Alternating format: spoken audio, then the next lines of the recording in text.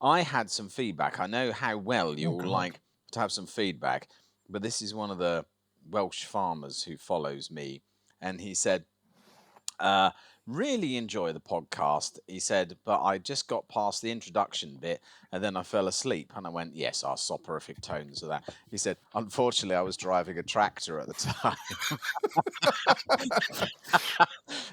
Can you imagine it though? Anything worse than the fact that there's someone on his side in a tractor in the ditch, he's sort of drowned, and the police eventually arrive there, and all they discover is It's this, just you. is me talking Saying away, about Ed Miliband again. across about Ed Miliband and the absolute pathetic nature of spud guns in Our today's version of hedge society. laying. It's very different. It wouldn't work in every part of the country. Yes, Vitriolic, exactly. Ed Miliband. The Something, problem with the something generation partridges, today. something cheese, something Conservation. Suffolk. And the police go, I think it was a mercy killing.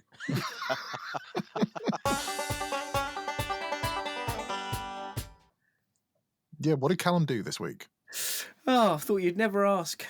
I started back to work quite early. I think I went back on the 2nd, 3rd, out doing a shoot pigeon roosting in Norfolk. -3. Bloody cold out there, but and it ended up being really bright, so not great pigeon roosting.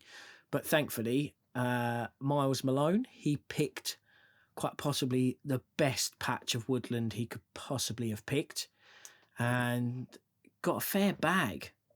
A few hours out there shooting and he got a fair bag, and it's an incredible shot as well. Didn't miss much. He got a good bag, which was good. Got some really nice shots. The woodland is a really good mix of trees. You got like poplars, you got like standard cover for what they put in Norfolk to stop Scots pine. Yeah, a bit Poplar. of that, all that sort of stuff. So it looked really good as well, quite dense in there. So the pictures look amazing. Actually, I sent you guys one of the grand view up. Yes, it was quite dramatic. You see, one of the things that I think we lack in a lot of, obviously you have your the photography you do in the magazines, but I think that some of the stuff that you, and I will mention her name, Sarah Farnsworth, produce for the Joe public who don't buy magazines like Shooting Times, Field, Country Life, they're missing out on it because some of the drama that you and she are able to portray in the photographic image is incredible, and because shooting is quite dramatic. There's lots of smoke and bangs, and that's it. It's beautiful stuff, and I think if taken as an art form rather than just it's languishing away there in the sort of third shelf up in what we call W.H. Smith's, then they're missing out slightly not seeing your stuff on that. Yeah, I should share a bit more, shouldn't I? Really, on Yes, you social should. media. Your evocative visual storytelling that you do. You are a visual storyteller. Put that down instead of photographer. Oh God, sick in my mouth. Anyway, is that what you did this week? Yeah, I did that. I've been back at work doing marketing stuff today, so nothing great. Although one thing I did see today, I was doing a bit of research and I went on X, may I say. It is absolutely full of poison today. I'm not sure what's going on. It's absolutely crazy. But I tell you what else is crazy. All the stuff coming out of CES. Have you seen this? The Consumer Electronics Show in Las Vegas. And the best thing I saw was robot dogs. Can you imagine? Oh, yes, I've seen this, yeah. Where your beating and picking up is taken over by robot dogs. Well, I saw one with a flamethrower mounted on the back of it, so you could sort of pick up and then cook at the same time. I mean, it probably would overcook. We'd have to ask Leon that question. Who is our next guest on next week's episode? Next week. Send us questions. Well, very good. What about you, Richard? What did I do? Well, I went back to start hedge laying, and unfortunately, courtesy of the inclement weather that we've been having, said hedge I couldn't get to because it was underwater. So therefore, on Thursday, which will be tomorrow, which will be the day before this podcast comes out. That's good content. That the Calendar maths, yeah. going up to Norfolk to start laying a hedge there. But one thing I did do, which is very interesting, so I had to fill my time with writing related stuff because when I can't lay hedges, I have to do writing related things. And so, one, I was sorting some stuff out to which events I'm going to be going to when we launch our book in a couple of days, or a couple of months' time, rather, May the 1st when it comes out. But I also wrote an article for Scribehound, my next one, and I spoke with this fascinating guy who became a brief sort of internet celebrity courtesy of a Guardian article that accused him that he was advocating for carte blanche right to roam over every field margin in England and Wales, which I sort of blurted out on X that this was the most stupid thing I'd ever heard, and I got local radio stations ringing me up and saying, "Come on, Richard, tell us why we should go and kill these hippies." And I actually bothered to speak to the guy rather than the journalist who wrote the piece in the Guardian, who clearly hadn't, and it turns out that he was very, very badly misrepresented. So I've written an article for Scribehound, having spoken to this dude, about actually what he's after, which is, without letting too much of the cat out of the bag for the story itself, is that he's after permissive rights of way, a return to farmers letting people over their land with a level of agreement, to make sure that they're not going through places which are bad for the environment, bad for farming, bad for everybody. And it's one of these actually quite happy stories, which was turned from a good story into some rant instead, which is well done, Guardian. You've once again sort of turned people against one another and started getting angry when there was no need to. So that's what I've been up to. Lewis Winks or Curious Wave? No. This is a guy called Dan.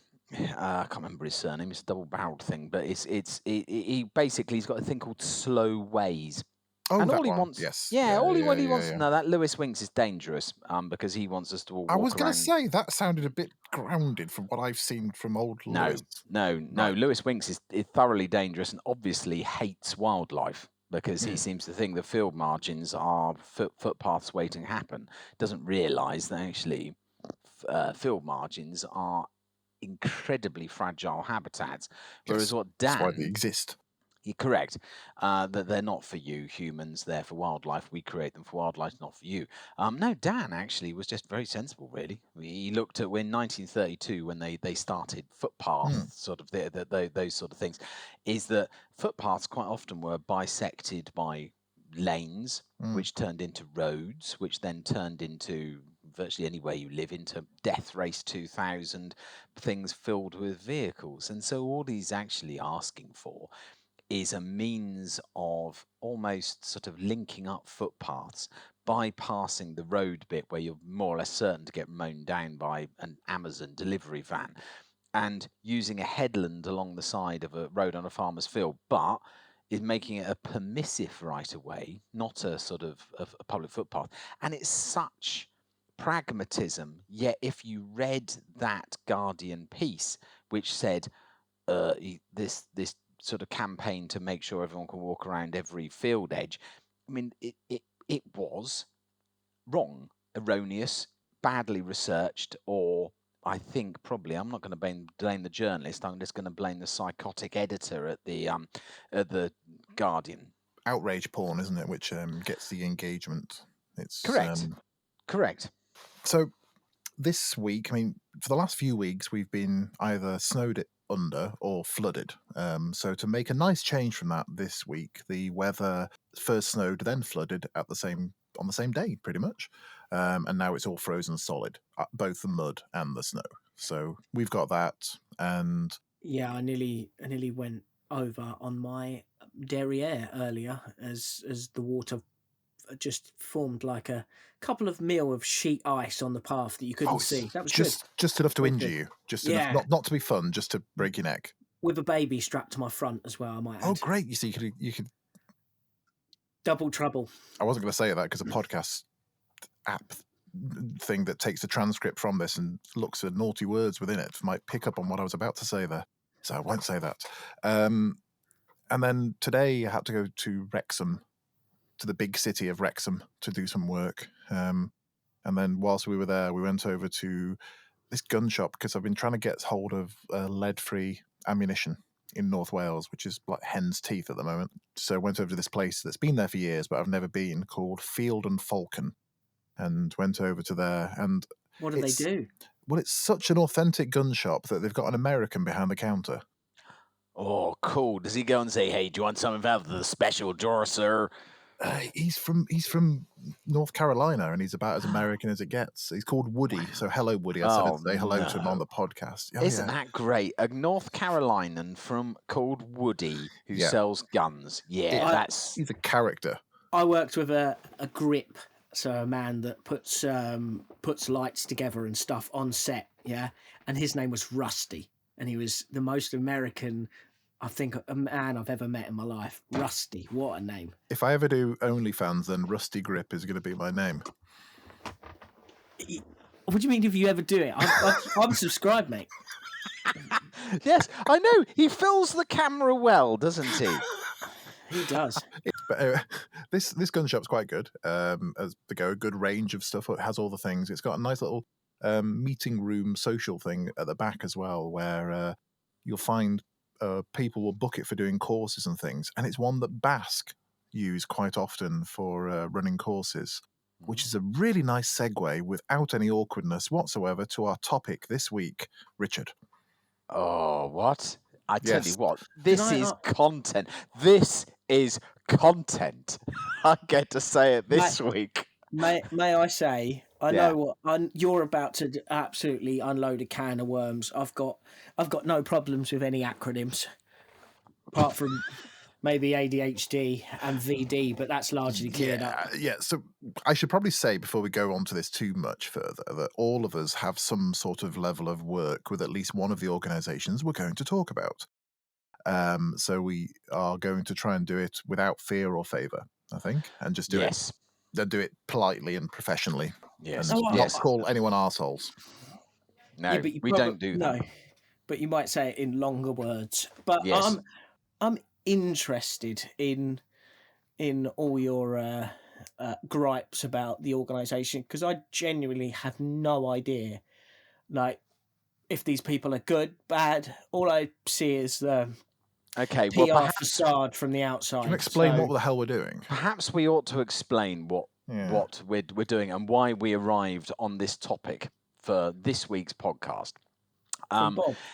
No, from Bob. Yes, it's from Tarquin, Millington Drake, who eagle-eared listeners may remember that he wrote in to us a couple of weeks ago, asking us for our opinion on the organisations who work within the countryside, from various angles coming in, and if we thought that they were beneficial or helpful, or if they actually were doing what basically their remit is, which is to go and make wildlife, game, the countryside thrive. That's what they're there for, ostensibly. If you actually read every single organisation, from the RSPB through to the Countryside Alliance, their aim is to try and make a better, more wholesome, more cohesive, greener and pleasant land. That's what their job is. This is what Tarquin asked us to talk about, and so therefore, I think the best way to do it is that this is not let's go and hit my least favourite charities over the head and then go and fluff up the GWCT. Because that's what people think I do, is that basically I go, oh, the Game and Wildlife Conservation Trust, you can't find any fault in them. No, that's it. End of story. And all the other ones are all gits. That's not what I'm here to do. I wrote a piece in the Critic a couple of months ago, which is called "Don't Bite the Hand That Feeds the Birds," which isn't the most catchy title, but I don't write my own titles. So, and it was something I was saying about that one of the biggest challenges that I see is that there was this thing called the State of Nature report. And the State of Nature report is supposed to be, does what it says on the tin there, is that, how is our countryside, how is our wildlife, what state is it in? And most of the contributors to that report were what we'd call the main ENGOs, environmental, non governmental organizations. And they put their figures together of what they thought the state of nature was with Natural England, which is a non-government body, although it actually is part of a government body. It's supposed to be the sense checker for DEFRA, basically. And they came up with these figures that basically the British countryside and its wildlife is dead. There's nothing there. That everything is terrible. Is that if it's not actually dead, then it's very nearly dead. And it made practical conservationists go, "Hey, but I'm not seeing that." And it turned out that all these ENGOs who contributed to it, well, certainly most of them, used a system of measuring how our wildlife is and how our natural world is in the UK, of something called the Biodiversity Intactness Index, right? BII. Now, that was created by the Natural History Museum, and it basically assesses land masses across the world. And to cut long story short, is what they say is they measure what is nearly undisturbed, i.e., is this impacted by man? Now, Britain is always going to fail on that because we have been farming here since at least 4,500 BC. So therefore, our impact on the land, say compared with something like Estonia or Latvia or something like that, is where it was wilderness for still a lot of it is. It's always going to be. So therefore, they measure our wildlife with using this model, which makes us look Not terrible. necessarily how much wildlife there is, it's whether the land is undisturbed. Correct. And you can't Yes. compare us to a brand new country. No. We invented the other countries a lot of the time. Well, indeed. And so what most of the rest of the world use is something called EPI, which is the Environmental Performance Index, which the Yanks at Yale University invented. So, of course, you can almost imagine a load of people in Whitehall going, well, clearly, if the Natural History Museum sort of invented this system, it must be better. And some ghastly person from Yale, they're not going to tell me what to do. And what Yale's thing, the EPI, does instead is this uses, rather than, well, is it like it was in the Stone Age times? No, it's not, so therefore it's crap. They use this EPI thing, which uses 58 performance indicators and saying how we have adapted, basically. They use 11 categories, and they look at environmental health and ecosystem vitality as to how we've developed with human beings involved in the thing. So still the stuff we have. So it doesn't paint us as everything's perfect, but the system that the State of Nature report used puts us in the bottom 10% in the world and the worst in Europe for biodiversity. Whereas if you use Yale universities like the rest of the world does, then hey presto, we're actually in the top 20%. Now, this... I'm going to ask, are we possibly somewhere closer to the middle of that? You think we were actually in top 20%? I think it's foolhardy, because to go and say, let's look at something, right? So if you go to Holcombe on the North Norfolk coast, you will go, My God, if we went up to what Tarquin Millington Drake took us up to, the particular moor that we went up to go and see the black grouse lek, you're tripping over. I mean, I'm not joking. We came out of this place we stayed in, and the first thing I saw was an osprey fly over our head with a wild brown trout in its mouth.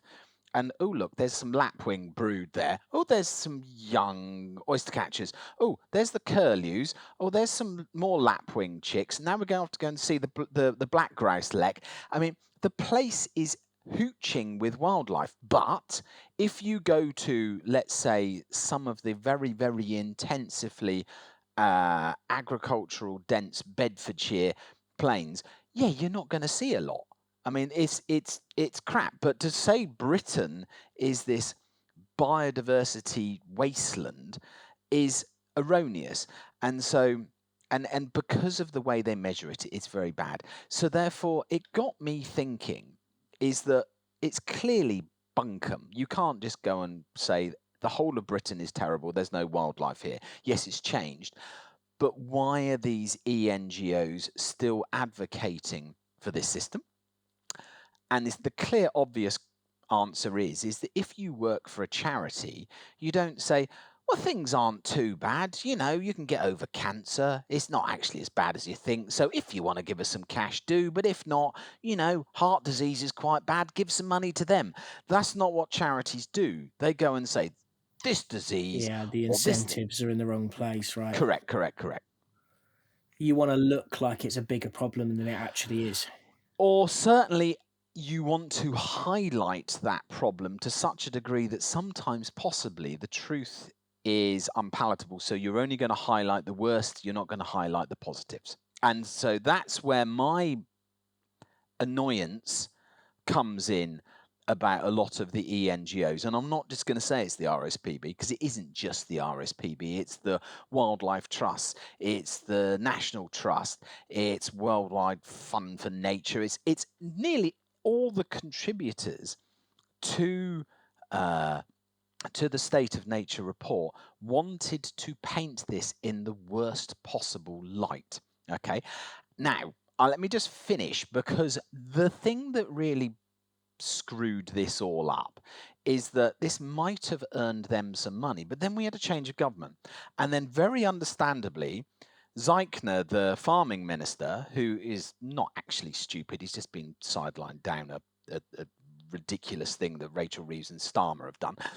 He said, well, I can't go to Rachel Reeves and ask for more money for you guys for DEFRA, for more nature recovery work, because I've read this State of Nature report, and it says that all the work that you guys have been doing, Negus with your hedge laying, yes, brilliant, but there's no more linnets, there's no more yellowhammers, there's no more white throats or Yeah, red poles there. all this work, and for what?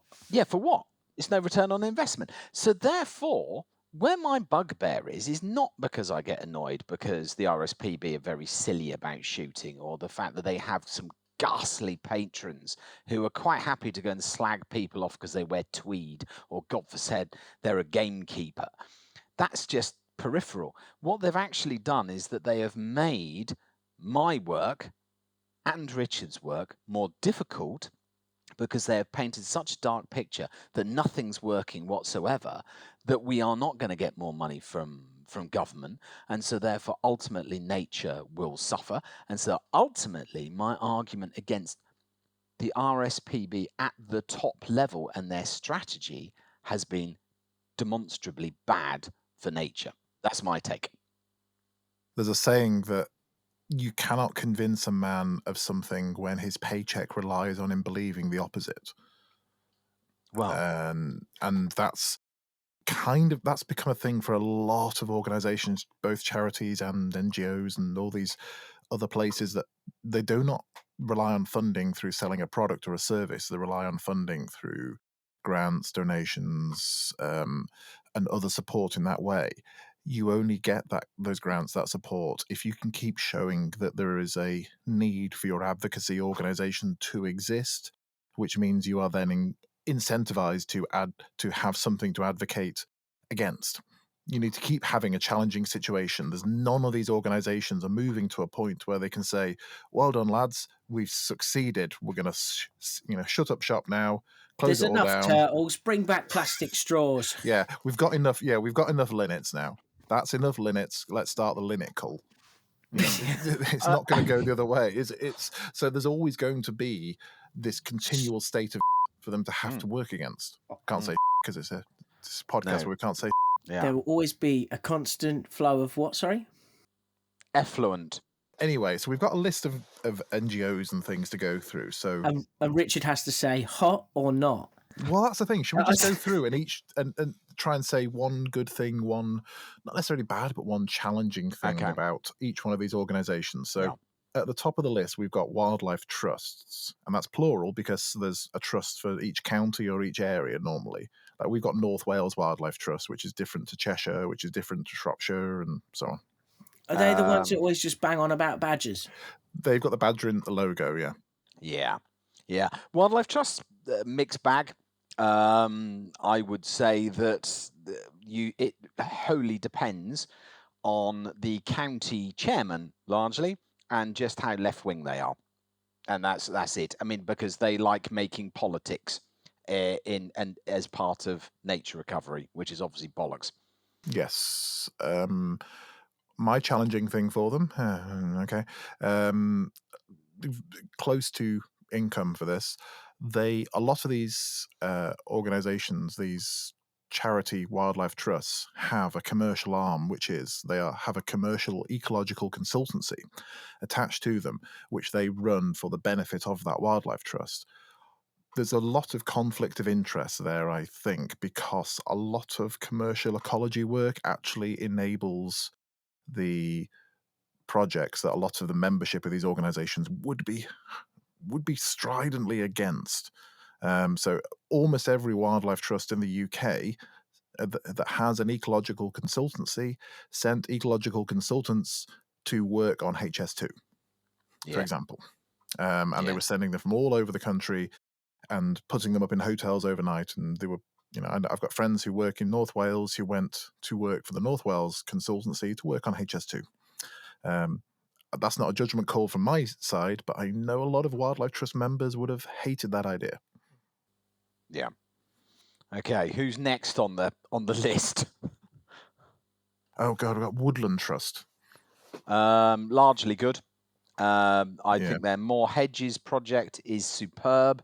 I think their More Woods is a very good thing. Only criticism I would have is that they want woods just to be grown for woods. I don't think they really grasp the idea that a tree can be a crop and that it's a cyclical thing and that managing woodlands so you're going to eventually use them for timber is a bad thing. But do you know what? I've got a huge amount of time for them. I think they're very good on plant provenance. I like them. Yeah, I've been to plenty of woodland trust places with the kids. It's good fun. I like it. Yeah, the people on the ground are very good at this kind of thing as well. The only weird thing I found with the Woodland Trust is that some of the people who do the public engagement at events don't seem to have any idea about what the Woodland Trust does. They were saying, like, have you heard about this thing called ash dieback? It's like, yes, I've got 4 million of them. Can you give me any advice or advocacy or any support in, how's the research going? What's the future of ash dieback and the effects of it in the UK? Have you heard about ash dieback? Right, yes, okay. It's like going in a loop with an AI. Yeah, I think that's the difference between fundraising and public engagement and public education should be drawn sometimes. Maybe we can replace them with robots, robot dogs that also pick up and do some beating with flamethrowers on their heads. I suppose one of the things you could possibly say is that the Woodland Trust being slightly less slick than some of the other ENGOs probably shows that they're actually spending their money on the things that matter, is producing provenance hedge whips and trees and advocating that people go and plant them and go and do that is probably better than some things. But if you're going to go and talk about woodlands, I think you've got to actually talk about forestry as well. And forestry, they slightly look at it as a dirty word. And some of the people who probably are their volunteers think that, when you and I, Richard, start a chainsaw, they think, oh, it's the start of abuse. Not seeing is actually it's the start of a regenerative process. But I'm not going to go and slag the Woodland Trust off. I think they're a bunch of good eggs. I like them. Although when I look at some of my felling cuts, I do think that was actually the start of abuse. So we've got 2 more in this little section. I think we'll just go for the National Trust. So Yeah. try and keep this under an hour for the podcast. Okay. So National Trust, yeah. What? I mean, they've always been a bunch of blooming communists. I mean, they were bloody Beatrix Potter and no, they were set up, right? Just because the fact that nasty old goat David Lloyd George went and taxed a load of toffs and say, you've just managed to survive the First World War, chaps. Well done. Welcome home. A land fit for heroes, unless you happen to have gone and inherited some land. And we've got this thing called inheritance tax. And we're going to go and make it so that you can't run your estate anymore. We're going to take some money. And they came swooping in and they got to these places. Well, I'm slightly exaggerating it. I don't like them very much because I think it's just, look, if you're going to look after old houses and, open to the public and you're going to show gardens and beautiful stuff like that, do it. It doesn't actually mean that it gives you an agenda to go and say, oh, let's look into the LGBT influences that happen with this house. Shut up. No, I want to go and wander around this lovely old building and go and look at some chairs. And then you wander around here and you're thinking, oh, God, my legs are tired. And then the stupid sods have put a bloody teasel head on the comfortable chair because this is very, very important. And I'll tell you another thing why the National Trust pissed me off, because I went to one of the ones, Walpole Hall, right near here. I think it's Walpole Hall. I can't remember. It's some ghastly place near Newmarket, right? And I went around there and they had this thing in their library and they were saying about how they conserve books and how they stop all these various insects from eating them. And so I bought, it was actually... pocket full of moths. No, well, worse than that, Callum. This is literally terrible. Potato-eating beetles. No, I bought a book, right, and it was Jock of the Bushveld, right? And I put it on my bedside table thinking I'm going to go and read this, and it was a first edition. I thought, ha, suckers, they don't realise it's a first edition of Jock of the Bushveld. And I put it on my bedside table, turned my lamp on, and then fell asleep as I do reading another book. I woke up the next morning, I was itching like hell. And I was thinking, what's the matter with me? And I saw on my bedside table that bed bugs had crawled out from this book and they were littering the side of it and it had infested my bed. And I thought, so you've sold me a book telling me about how you conserve all these books, which is filled with bed bugs. And Richard Gould, my pal and business partner, he told me, oh, yeah, they're often in books. And so they'd give me all that. So I had to get up at about 3 o'clock in the morning, itching like I'd sort of got some leprosy or something, and had to get thank God, Claire, my wife, was away at the time, but I had to go and wash all my sheets and get a hoover out at something o'clock in the morning and hoover all my bed, courtesy of the National Trust. So whatever they say they do, they gave me bed bugs. And I will never forgive them for that. But I'm glad that is an increase in biodiversity, was it not? Well, it was the sort of increase in biodiversity I don't want in your bedroom. Yeah, well, yeah, I suppose it's a net win. So National Trust is such a huge organisation that everyone's going to have a story about them being complete gits, and someone's going to have a story about them being the most wonderful people on earth because you're going to cover such a spread. The only thing, and this is a Callum thing as well. I was going to say, have you ever tried to get permissions on National Trust land? Over here, National Trust don't own many houses. What they own is land. It's painful. And I used to pretend to be a location scout for film and TV occasionally, and you'd be looking through stuff and people go, oh yeah, we want to go and do this film on this boulder, or shoot this one thing. We've seen these boulders from the A5, they look great. And you go, which boulders? This one. Oh, bloody hell. Right, that boulder's going to cost you £350 per hour. You've got to go and speak to a man called Harvey Edgington, and he's going to go and charge you £1 billion to do anything you want on their land. That's when I became very, very good at looking at their maps and finding out exactly where the boundaries stopped and finding the hill sheep farmer on the other side and said, "Can I give you 500 quid for 2 weeks?" And you go, "Yeah, fine." Yeah, I did a shoot a couple of weeks last month on Stowe School, which is sort Yeah, of nestled Oxfordshire. within a The National school that Trust George site. Monbiot went to, I hasten to add. So do remember that class warrior George Monbiot, he went to Stowe. Yeah, sorry, carry on. Anyway. It's a nice school, but I was absolutely bricking it because it's surrounded and sort of enclosed by a National Trust property, and we had the drone up and stuff like that. So I had to double check that, like, if a certain part of it was in shot, that I wouldn't have to sell my firstborn or something to pay for it. Well, remember when you come to Snowdonia, a big chunk of the mountains of Snowdonia, half of the Ogwen Valley, Snowdon, Cadair Idris, all these places are owned by the National Trust. They are National Trust property. I can't go that far. I get a nosebleed. That's true. Right. Let's do some rivery stuff. Canal and Rivers Trust. Oh, I will say, for National Trust, they do some fantastic books. They do No, some they really don't. They're nice full of their books. For books. No, they kids. don't. They do terrible books. They're all full of bed bugs. I'm saying nothing about the second-hand market, but Oh, right, okay. Canal the and ones- Rivers Trust. Canal and Rivers Yeah. Trust. Come on. Moving forward. Callum, what do you think about the Canal and Rivers Trust? You're our angler in chief here. I know a few people that work within the organisation, but they don't really seem to do much.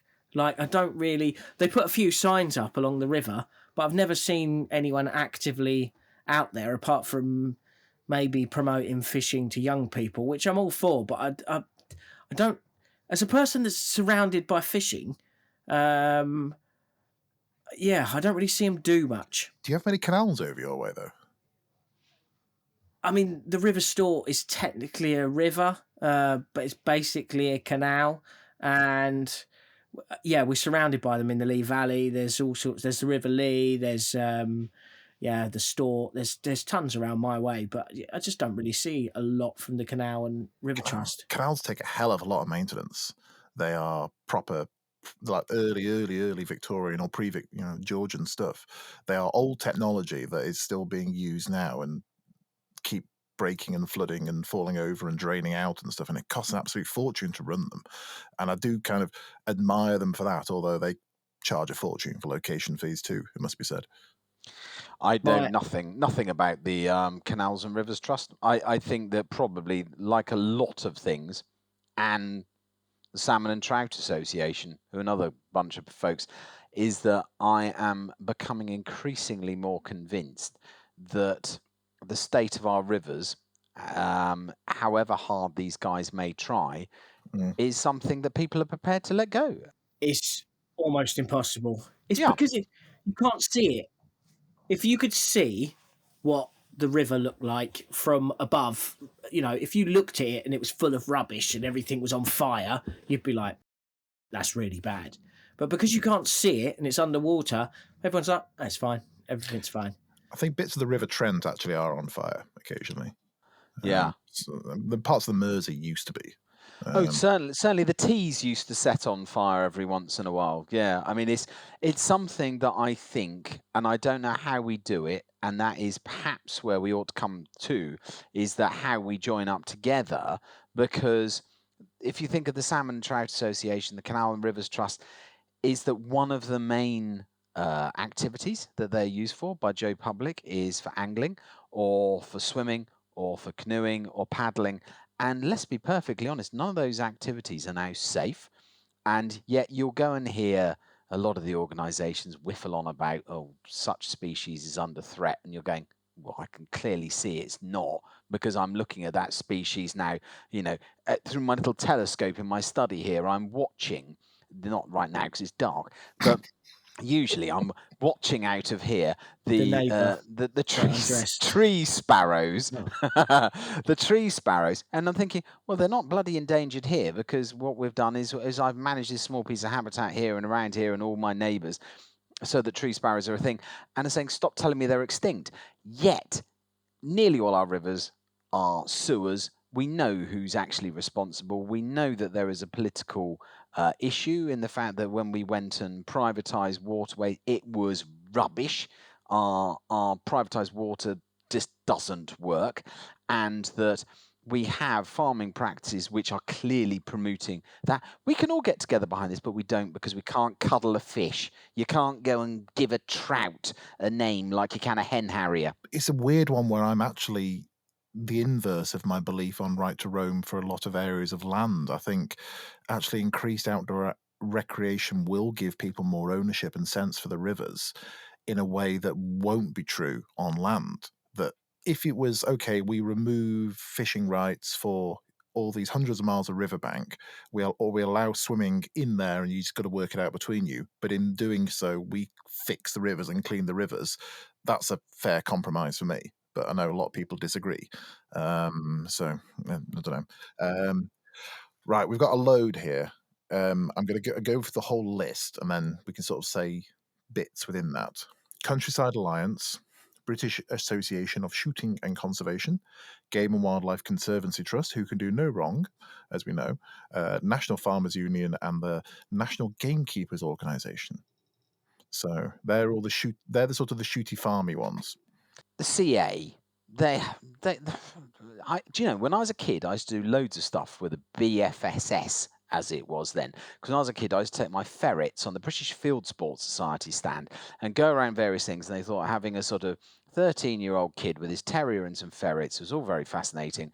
And they basically looked after hunting, and this thing called WAGB used to look after shooting. WAGB was the Wild Fowling Association of Great Britain and Ireland, which morphed into BASC. And so we all got on well, but then we used to go hunting then, and there weren't really any antis, and everyone was quite happy. And that was largely probably because we had a system there where hunting did its thing and shooting did its thing, and nothing to excess. And so probably what happened was the CountrySlide Alliance as it became, and the BASC as it became, only became necessary because we got greedy. People thought, let's turn something which is part of the countryside, which was hunting and shooting, into a business. And so therefore these organisations became necessary. And sometimes what they're really doing is they're probably justifying the commercialisation of field sports, which were things which were never supposed to make you money. And if I'd be perfectly honest, I could sit here all evening and go and say everything that's wrong with them, but I think they try quite hard. But a lot of the time, they're trying to defend the indefensible, really, because stop bloody commercialising something that was never supposed to make any money. At best, shooting should wash its face, and that's the end of it. If society has decided that hunting is no longer acceptable, and by God, I used to make my living out of hunting, selling horses. If society has decided it is no longer acceptable, then we're going to have to suck it up, I'm afraid, and going and carrying on as we were is not acceptable. I do think Tim Bonner is actually quite savvy. I do think some of the lobbying that the CountrySlide Alliance do in Parliament is actually quite savvy. I think they have got their finger on that lobbying pulse, but they set themselves up to try and stop hunting from being banned. It was banned. They tried to set themselves up to go and stop rural post offices closing. Well, I haven't got a post office in my village. That's shut a long while ago. They tried to set themselves up to stop rural pubs shutting. My pub's shut. I mean, everything they have touched, they've failed. So therefore, that's not very good. Yeah, that's not good. Yes, you're good at lobbying, but you're not doing your core thing. BASC, well, they're a bit like a sort of grumpy old sort of Masonic Lodge meets NCO's mess. And they want to go and sort of bustle in and say, we're all going to go and stop using lead in our cartridges. That's what we're going to do because people will like shooting then. And you go, really? Well, no, people don't like shooting because we kill things. I mean, we could be firing peas out of our gun, and people who don't like shooting are still going to say it's bad. Yeah, I so get therefore, that. It's a bit of a that's non-issue yeah. to No. Which is why I'm quickly going to run on to them. The in the GWC. defence of BASC, I've photographed several events, and they get young people into shooting. I photographed a really good one, Essex Scout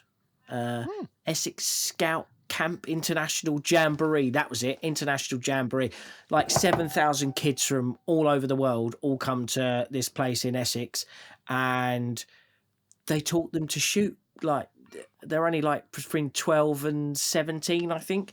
They were teaching them to shoot clays, and for many of them was the first time they've ever held a gun. So I think is a net win for shooting.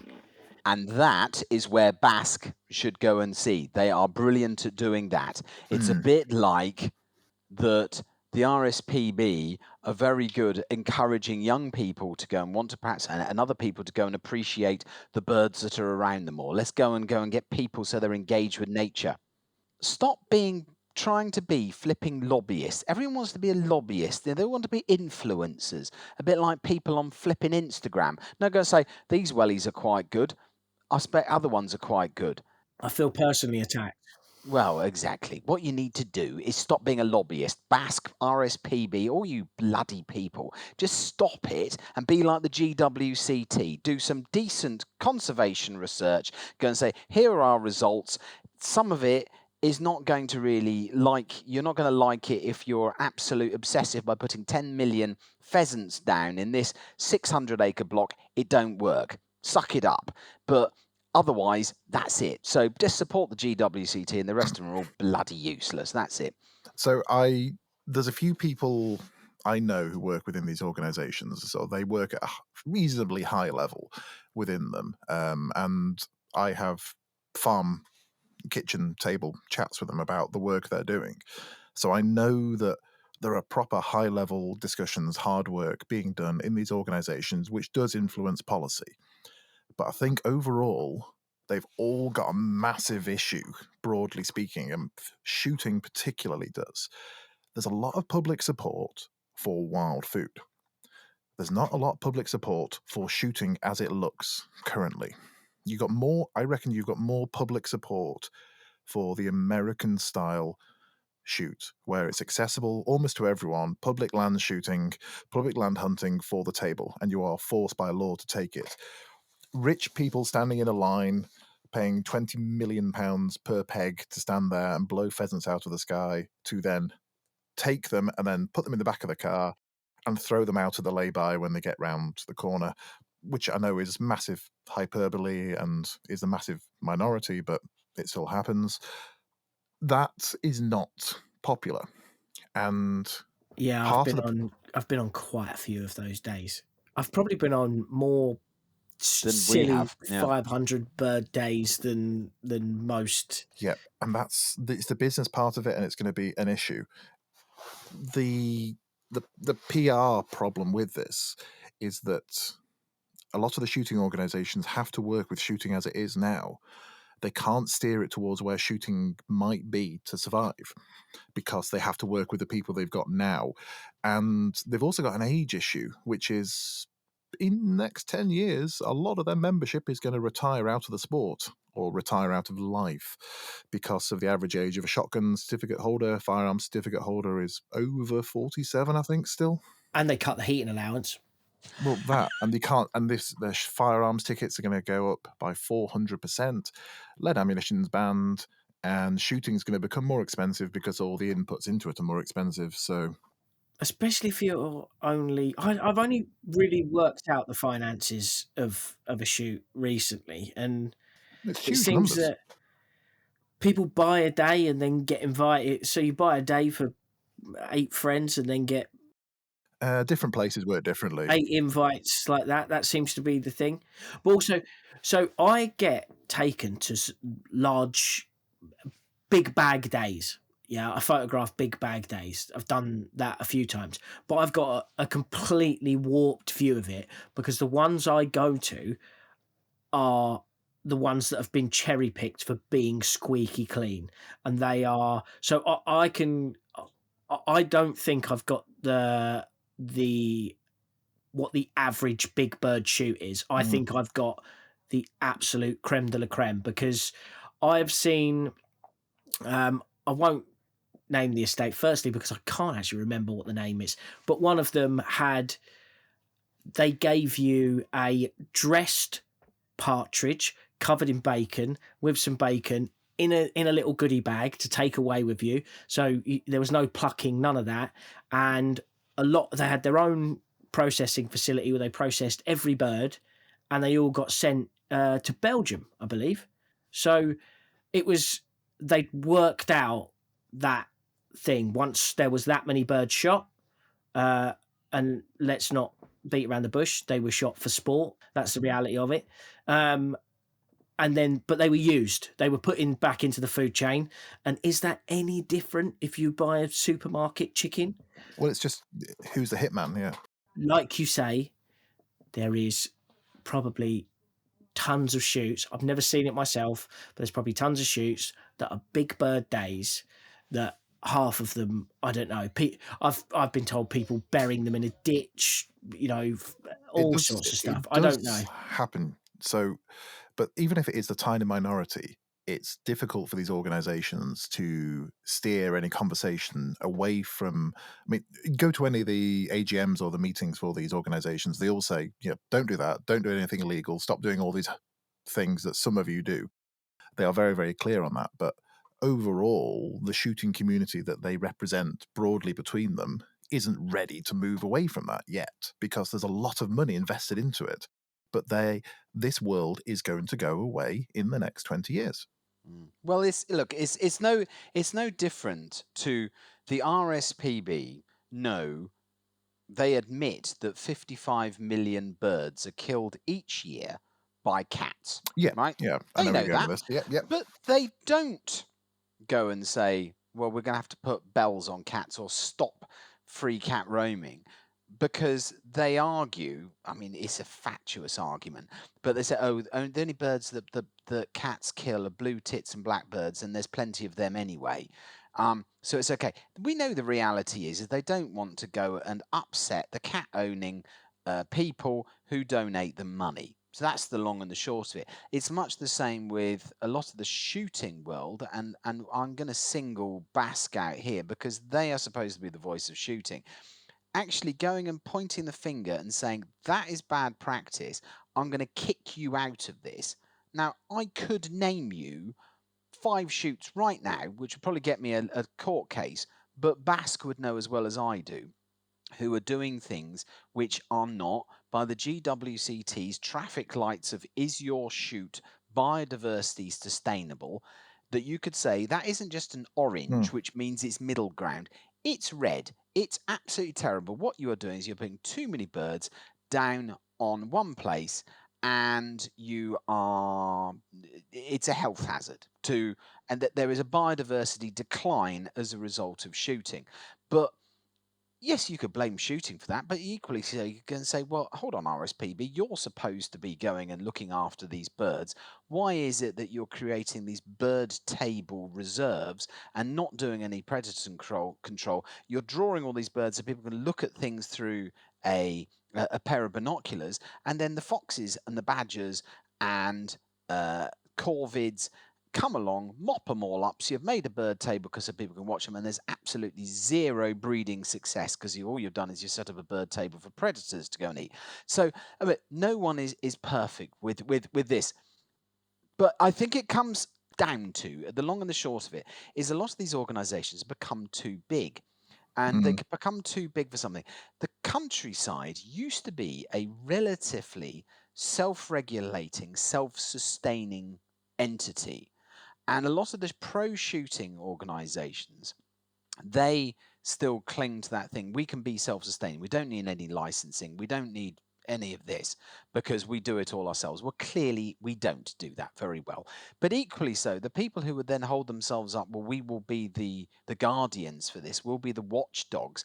I wouldn't trust them further than I could throw them because they are equally as jaundiced in the other way. So therefore, I think if we actually look at all this, and I'm sure Amy's going to tell us because we're probably overrunning, but most of the organizations, and I'm not going to talk about the Right to Roams, the Extinction Rebellions, the Wild Justices, the sort of the agent provocateur type people, because that's all they're out there to do. They believe that they've got a cause and they're going to go and throw shit at stuff. It's like Just Stop Oil doing paintings in. Oh yes, but our cause is worthy. Well, that's just stupid, because however worthy your cause, if you can be an obnoxious git, I don't care how much publicity you garner for your cause. You just look, anyone who thinks that climate change is a bit of a worry is a wanker. That is not advancing your cause, is it? That is a stupid argument for it. But equally so, our organisations and the other organisations, they are failing to reach the middle ground. So Tarquin asked us for our opinion. Now, we're probably giving him a more forthright opinion on everyone, so they're all terrible, bar the GWCT, who, if you do... This man does not speak for me. Are you a member of the GWCT, Callum? I'm a member of nothing. Well, do you know what I'm going to do for your birthday? I'm going to enroll you as a member of the GWCT. I'm going to increase my monthly subscription so that you are a member and you can wear a badge on the side of your flat cap and show that you actually do love wildlife. And then that way, that's basically the only thing you can do. It sounds silly, and I am being utterly fatuous. And do you know what? One of the finest naturalists, conservationists I know who draws breath is a chap called Mark Nowers, who works for the RSPB. He's Operation Turtle Dove for Essex, with his Oppo Eliza Lee, who works for Operation Turtle Dove in Suffolk. They work for the RSPB. You could not meet two more dedicated, honest, upstanding, wonderful people who do more for wildlife in an afternoon than Guy Shrubsole from Right to Rome has ever done in his entire life. But Mark Nowers is absolutely top tier. Yes. Tier. And Eliza as well. She's much quieter, but those two geniuses. And do you know what? They can work with the guys from the GWCT. They can work with farmers. They can work with all sorts of people, because what they have done, and this is where we really ought to go and grab these bloody people at the top of the tree of all these organisations, smack their heads together and go say, are you going to play nicely? And if they don't agree to play nicely, then just kick them out. That's all we need to do. So Tarquin raised a very interesting point, and I have no conclusion as to how we do it, but probably what would be better is that we just get the people who are like us on the ground to go and say, yeah, well, let's be a little blind to our failings and let's celebrate our similarities. There we are. What are we doing next?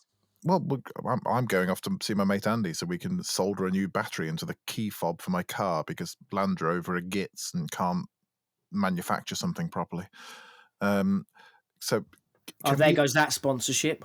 Oh, we weren't getting that one, trust me. Hey, Subaru. I tell you what, Subaru might spot. I've just bought a brand new Subaru Crosstrek today.